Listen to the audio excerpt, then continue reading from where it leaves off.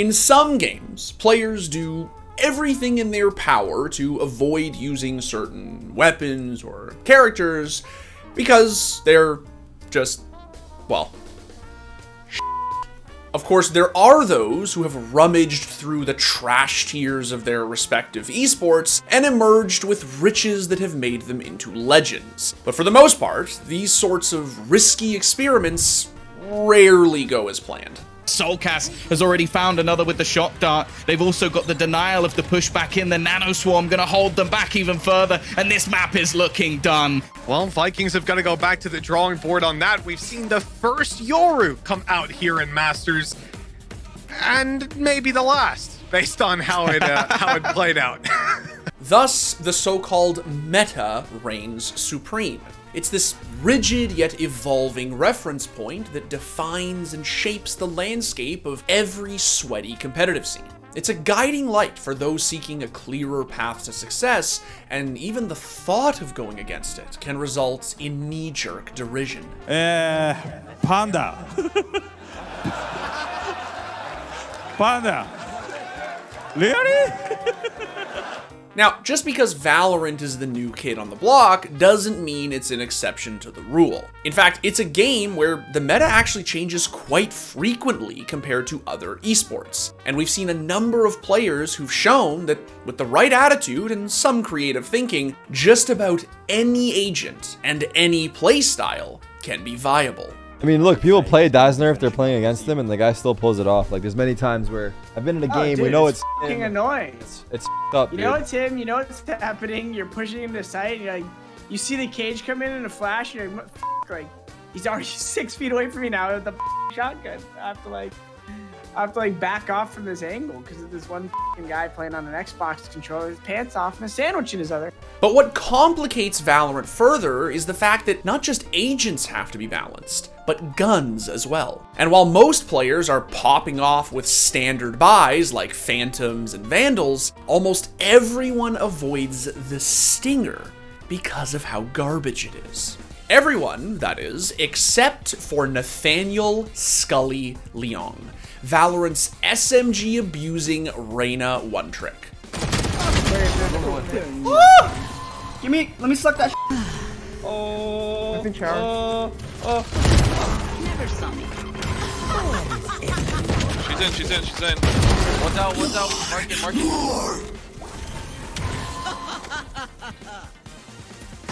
Joke's over. You're dead. Mark it. Phoenix out. Mark it. One enemy remaining. If you want to come with me. Oh, sorry. This guy's Stinger's so good. Is that gun that good? What the f is that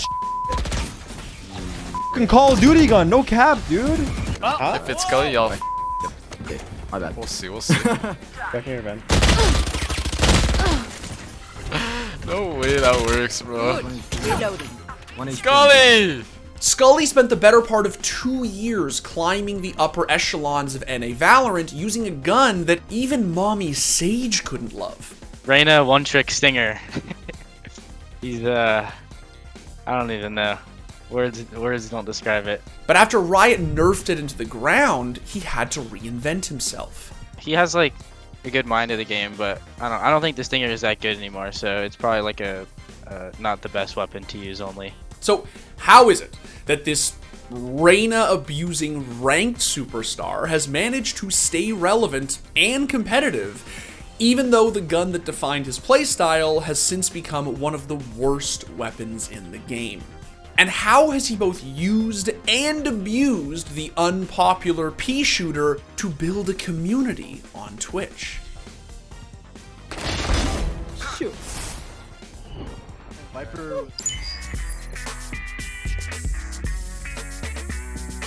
Okay, so before we dive into SkuLLy's story, I must ask that y'all lovely Valorant stans like the video, subscribe to the channel, and turn on notifications. Unless you play Reyna, then you're not welcome in these parts. Hey, beautiful woman! We don't take kindly to your taps around here. Yeah, Skeeter, she ain't hurting nobody. Alright, so before he started terrorizing your favorite Radiant Ronalds in solo queue, where did this 27-year-old anime-obsessed Stinger savant come from? Well, aside from living in Indonesia for a year of his life, SkuLLy was born and raised in Los Angeles, where from a very young age, he was introduced to the esport that would spark his later obsession with Valorant. I am talking, of course, about Guns the Duel. That was too much, wasn't it? Would you believe me if I'd said StarCraft? Dota All-Stars? Counter-Strike. The esport was Counter-Strike. Poop again! Both my uncles, they both owned internet cafes back in the day, and I would just always hang out there after school. So like they stuck me on my first ever FPS game, Counter-Strike, back in 1999, and the floodgates just opened. From that point on, SkuLLy dipped his toes into nearly every FPS game known to man, from Combat Arms to Soldier Front to Call of Duty and even Overwatch. Ultimately, SkuLLy returned to Counter-Strike with the hope of one day going pro. He fought his way through ESEA and even made it to main in his early 20s. Eventually, SkuLLy lost his hunger to grind Counter-Strike, but when Riot released the beta for Valorant in April of 2020, he decided to give it a try. And it turned out to be exactly what he was looking for. The Asian abilities, like it has the similarities of like Counter-Strike, but with those like skills added to it, which made me kind of like intrigued. So I was like, why not? Now, it might surprise you, but in the beginning, SkuLLy didn't actually play Reyna because, well, she wasn't in the game yet. God, I miss those days. So, initially, he found himself insta-locking Sage. I felt like she was like the easiest character to play. She had a self-heal, so I would run around, like, just battle Sage it up. All that changed, though, when Valorant was officially released in June of 2020, and alongside it, Reyna. For the blissfully unacquainted, Reyna is a duelist agent who relies on getting kills in order to have an impact. Some would consider her to be a selfish character, but aggressive players who are confident enough to take on duels and pop heads tend to thrive on her. Especially since if popping heads isn't your thing, you can just body shot people in the knee over and over again and then walk away from a sloppy gunfight with 8 HP and then just heal up as if nothing happened. Ask me what I really think about Reyna. Anyway, as soon as SkuLLy locked eyes with Reyna, he came up with an idea to help make a name for himself within Valorant's growing community. Before I played Valorant, I did play Apex, and I one-tricked Wraith, and I ran around with 2 R99s. I kind of saw the similarities in Reyna and Wraith and like the R99s with the Stinger, and I was just like, I just said like, oh, let's give it a try, and I just fell in love with it. From that point on, SkuLLy decided that he was going to brand himself around Reyna and the Stinger. And in July of 2020, he began casually streaming his exploits on Twitch. Now, in the beginning, SkuLLy was more or less going live for fun, but all of that changed after he was randomly raided by Asu. From that point on, streaming became SkuLLy's focus, and as he sank more time into Valorant, the community became aware of his unique approach to the game. Could be up top. Every time, man. Why am I never ready for that shit? Like, I swear like I zone out. Oh, it is SkuLLy, man. I'm versus 5 stack. They're 5 stack? No shit. He's in sight, triple, I think. U-haul, man. U-haul still. How does it kill me like that? He's not far away. Hey, A's weak, let's be honest. SkuLLy plays A, shit is weak. Just watch.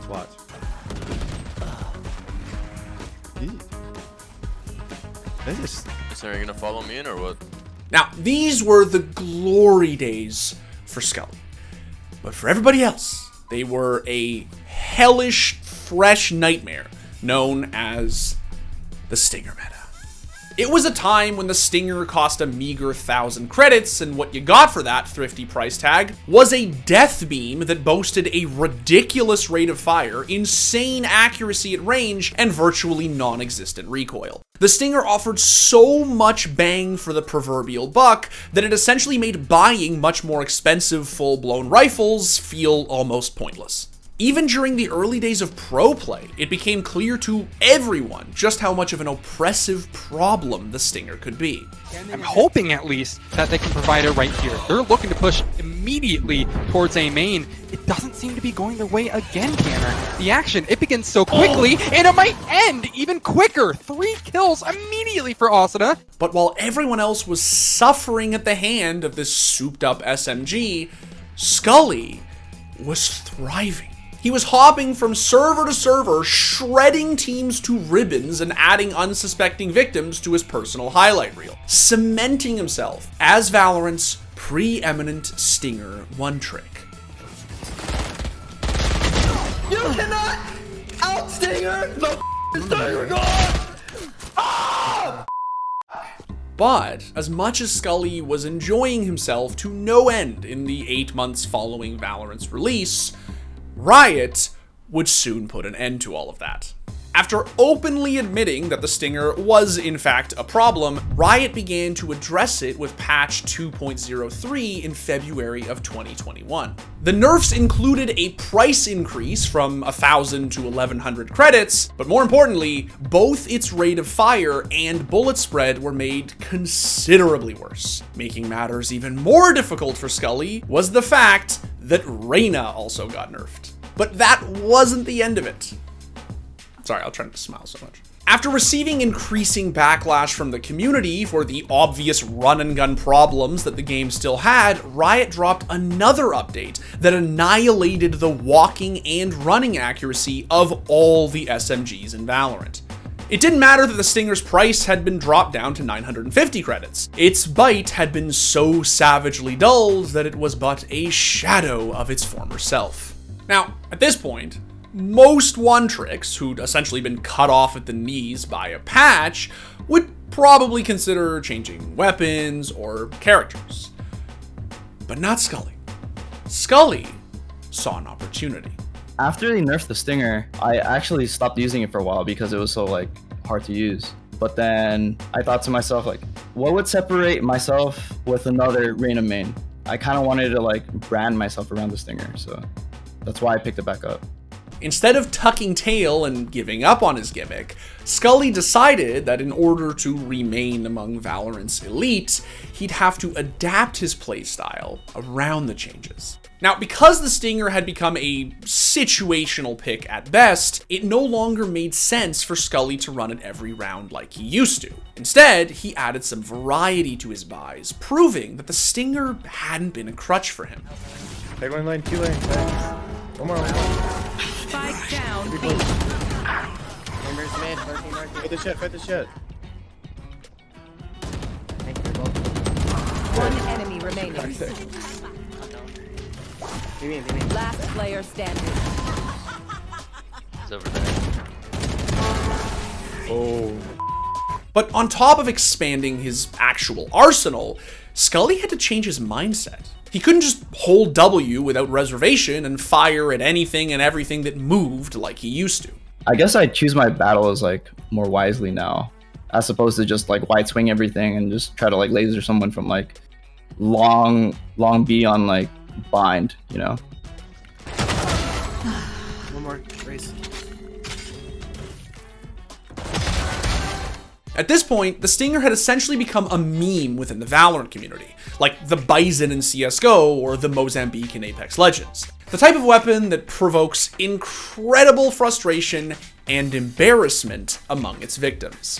But where most people saw a joke, SkuLLy saw a tool for mental warfare. A way to let fools know that they truly did not stand on his level. What? I got melted. That being said, throughout all of this, if there's one thing that SkuLLy has learned, it is the importance of compromise. He's learned that in order to stay amongst the upper echelon of competitors, one must not become a pest that no one else wants to play with solely because of a gimmick. I understand how they feel I wouldn't want someone buying like a gun that's not really like made to like win against rifles per se. And although he has been forced to adapt and evolve his playstyle over the course of the past year, one thing has remained the same. From the moment he received that fateful raid from Asu, SkuLLy has been on a quest to grow as a creator on Twitch. And by carving out a signature approach to the game and literally broadcasting it to the masses, he's been able to do just that. I would like to like grow my community even further. I get a lot of questions like, hey, like SkuLLy, are you gonna go pro? And like, yeah, I've had thoughts of it like 5 years ago, but like I'm 27 now. I just want to like build a community, like a tight-knit community, and just be a people's person, you know?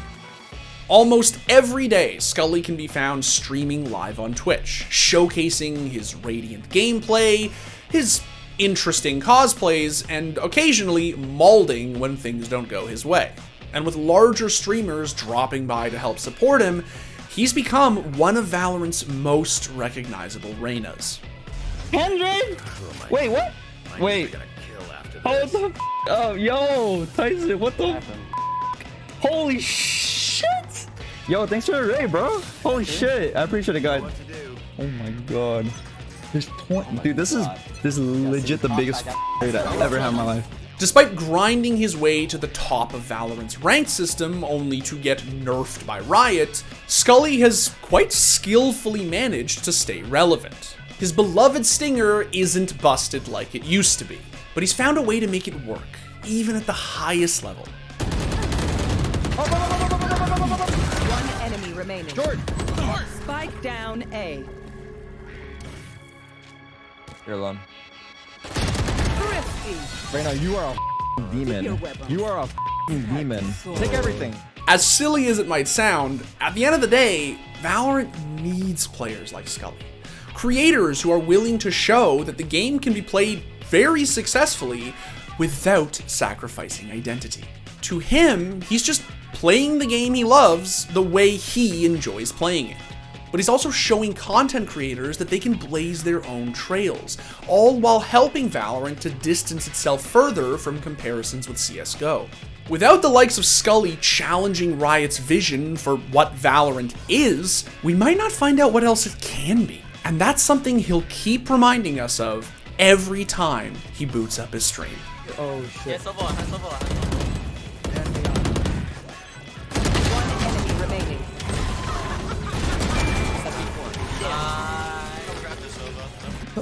Told you I'd be fine. Guns the Duel is unironically like the greatest esport that never was. And it could have been such a banger esport, but there is for sure a universe in which we should do a video on like literally called the greatest esport that never was. When we just don't give a shit about viewership at all. That's what we'll do. We'll do a Guns the Duel video. Yeah.